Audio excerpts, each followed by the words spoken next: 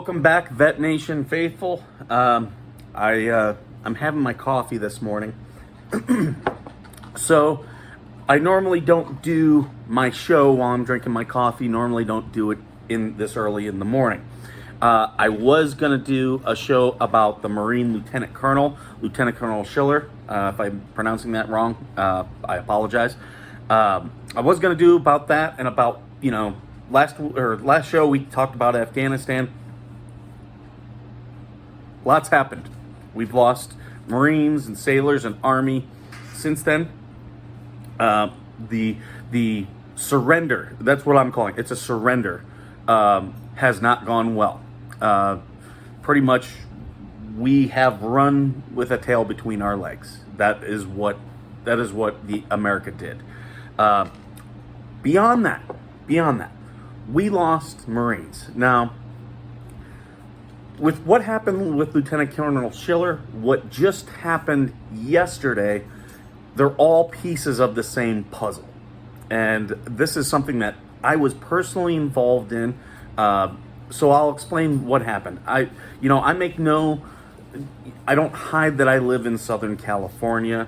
I don't hide, anything about where I live. So if you've watched the show, you know the places I'm going to be talking about. But we had one of the fallen Marines was coming into our area. I got a phone call from a veteran who I worked with several times. He's a commander of one of the local veteran service organizations. He's a good guy. He's dedicated. He's one of these guys who's like, hey, our service organization, we're not a bar. We're here to help veterans. He's one of the guys who absolutely inspires me every single time. And he is very thorough. As Marines would say, he's one of those guys who you give him a message to Garcia and he's gonna see it out. So if you're familiar with that pamphlet, you're gonna know exactly what I'm talking about. But his name is Jeff. He contacted me and he said, hey brother, I got a real problem. I've got a short window of time. I was like, yeah, what's going on? He goes, one of the Marines that just died in Afghanistan, their body's being brought here. And there's going to be the body's coming in. There's going to be a reception for the family. The senator's office reached out to me, again, because they know he's a guy who gets things done. They reached out to him and he said, they asked me to, do everything for this reception. And I told him, don't worry, I'll take care of it. He said, however, I'm doing an inventory of my stuff. He goes, I don't have the correct Marine Corps flag. Now, for those of you out there, there's lots of different types of flags. They go on different size poles. They have what they call battle flags, which have the fringe and the battle streamers. There's all this stuff that goes into it. So he asked me, hey, can you live near the Marine Corps base? You have connections up there. Can you get me one? I said, you know what? Let me see what I can do. So I contacted a Marine Corps Master Sergeant who I know and worked with. Very good guy. And he said, he's a Marine Corps Master Sergeant. He said, you know what? Let me talk to the Master Sergeant at my supply. You drive there now. I think we have some. I'll have them hook you up. Okay, I'm going to get a flag. So I drive over to the supply. I get there. I talk to the Master Sergeant. He doesn't have the correct flag. All they had was their organizational flag. I'm not trying to take anyone's organizational flag. Organizational flag is their own personal that they use for their own ceremonies. And those are on display. So it was being used. So I said, yeah, I'm not going to take your organizational flag. He goes, I'm sorry, I don't have another one. I said, okay, don't worry. I'll go over to the base. So I went over to the base G1. Now the G1 is the administration for major combatant commands and bases, okay? If you're not military, you're going to hear terms G1, G2, G3, G4, G6. These are compartmentalized things and they each have a function. G1 is administration. So I went to the G1. I talked to a gentleman there. He referred me elsewhere. I talked to several people, to include the base sergeant major. I talked to the base sergeant major face to face. And I explained, hey, I'm just trying to get a flag. There's a reception for this fallen Marine's family. I need, I need a flag so that we can, do things correct. And he told me, well, you're misinformed about that event. Maybe I was, maybe I wasn't. I don't know. I was given a task. I was going to see it through. That's what Marines do. That's what any service member. You're given a task, you see it through. Even though I'm a veteran, other veterans, they come to me. They know I'm a guy who does my damnedest to get things done. That I'm going to see this through as far as I can. Now I couldn't just go buy one. A flag with, a battle flag with fringe, they don't just sell those at the exchange. So that was out of the question. I could have bought a flag there, but it wouldn't be the correct one.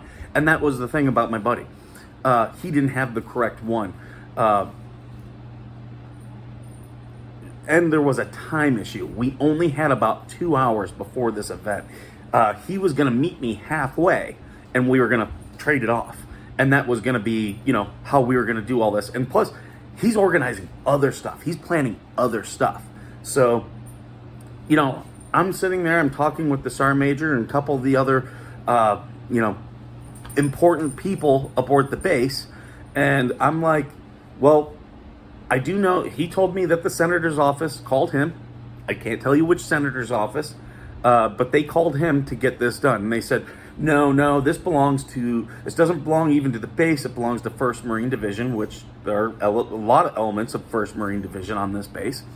And they're going to take care of it. And I said, well, that's fine, but, please coordinate with my friend. I gave them his number, and then I gave him one of the people who I knew worked in the office, their number. So that way they could start talking back and forth. I contacted my friend, this veteran, and I told him, here's what they told me. I did my best. They're not going to give me a flag unless, I offered my services that, hey, if we do get one, call me. I'll drive it. Don't have to, spend taxpayer money. And he was very thankful and was like, hey, no, I knew you would find me answers if you couldn't get this done. I'll work with them. I'll reach out to them right now. Okay, fine. My day goes on. I reach out to my friend later on in the day and just asked, hey, did this all work out? And he responded, no, it was a goat rope, a shit show, he told me that the people who they said were coming weren't the people who they said were in charge, they ended up not being the ones do it, that it was the Marine Reserves. And that's very common, that the Marine Reserves take on those type of things. There's lots of reservists out there who that's what they will do. They're like, yeah, okay, we'll do this. They'll do these type of things. The problem is the reserves are a hodgepodge. So depending on the group that you get, you might get people who, know what's going on. They might have done it before. You might get people, this is their first time doing this stuff, and they are being thrown to the wolves. They have no clue what they're doing. It's very sad. It is very sad, especially it's very sad when this happens with a funeral. And I've seen it myself as a Marine, active duty, reserve, both ways. So yeah, you see this. When this happens, it's because no one stepped up. No one stepped up, took charge, and said, okay, It was always someone who was high up saying, oh, yeah, we got this.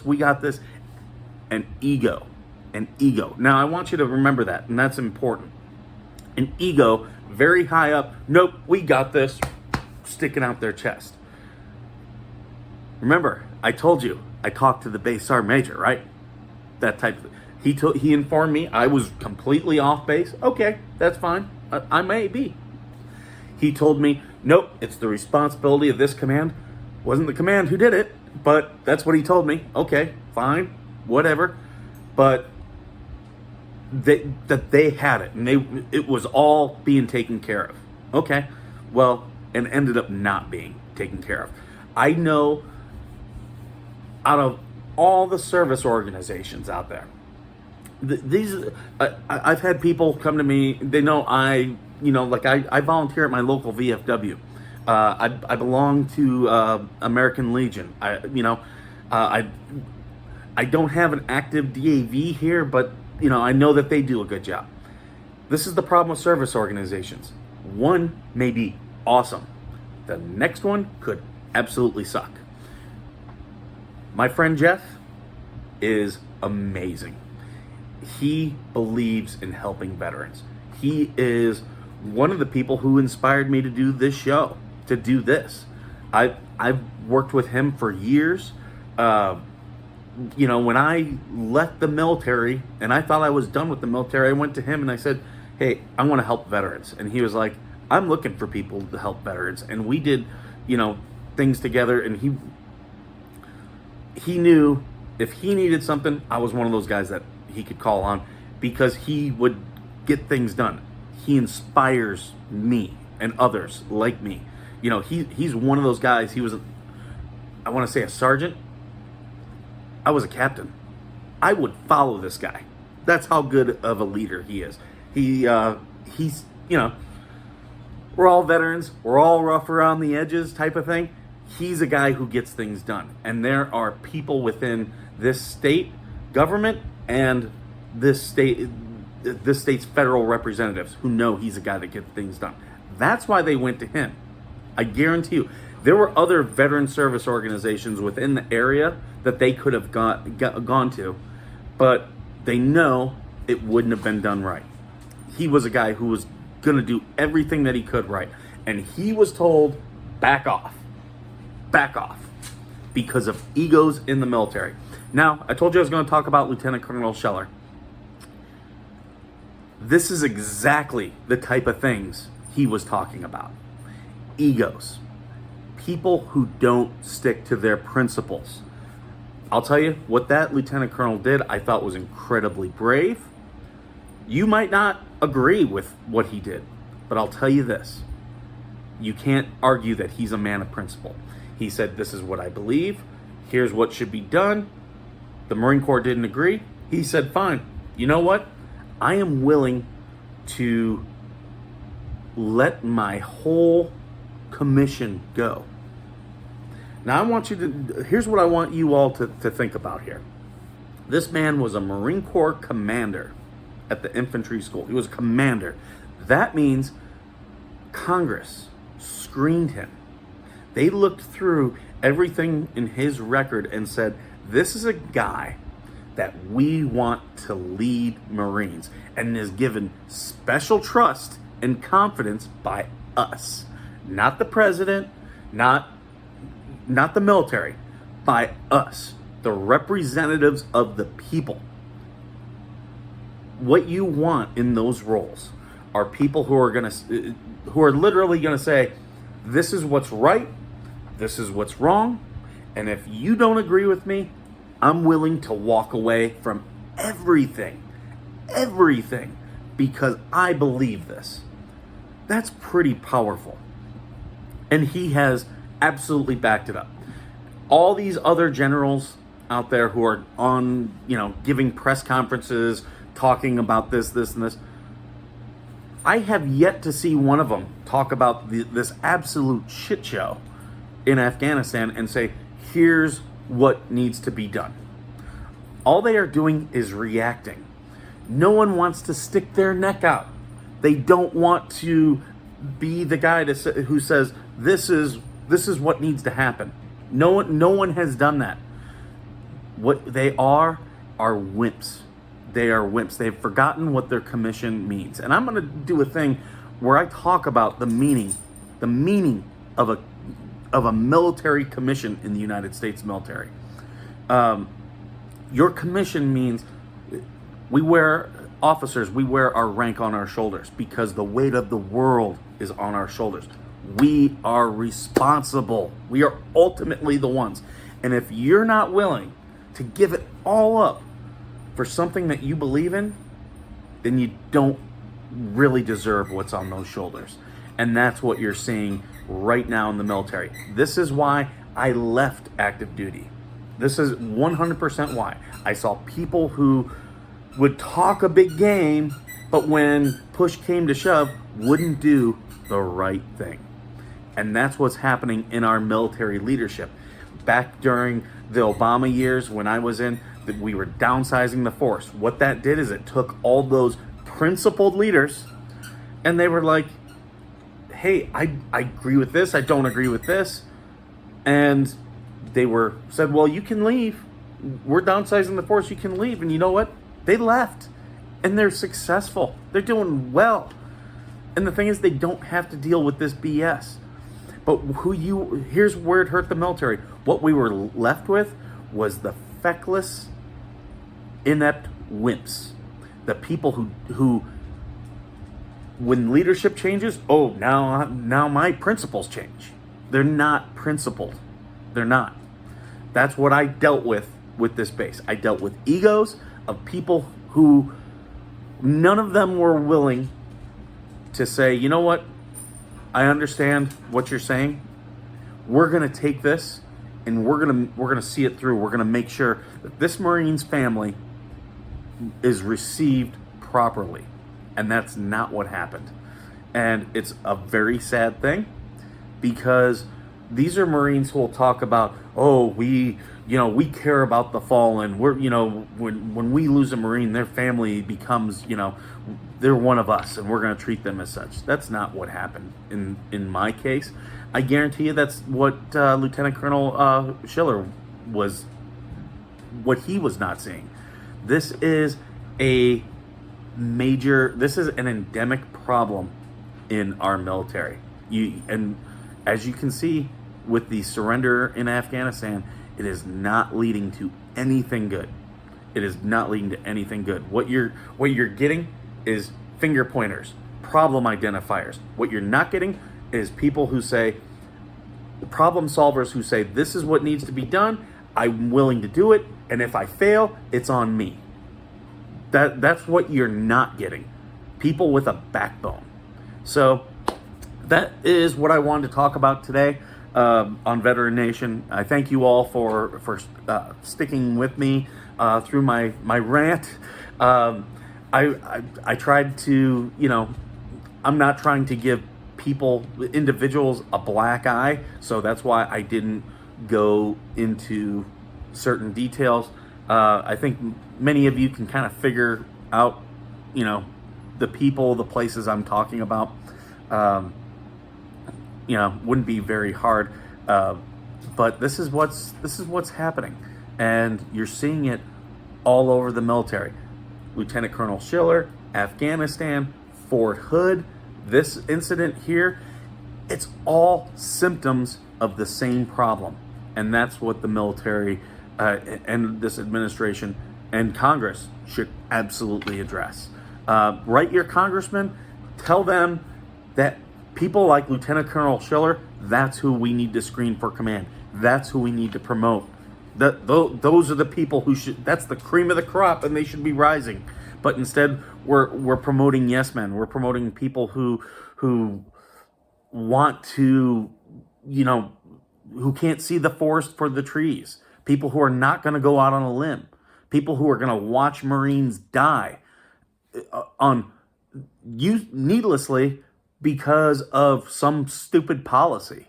And yeah, so Thank you for joining us today. As always, you can, watch us, watch all my other shows at www.nrnplus.com/Veteran Nation. You can follow me on Twitter at Veteran Nation NRN. You can join our Facebook group. Just search Veteran Nation. We're all in there. And thank you for joining. And I thank you for being worth serving.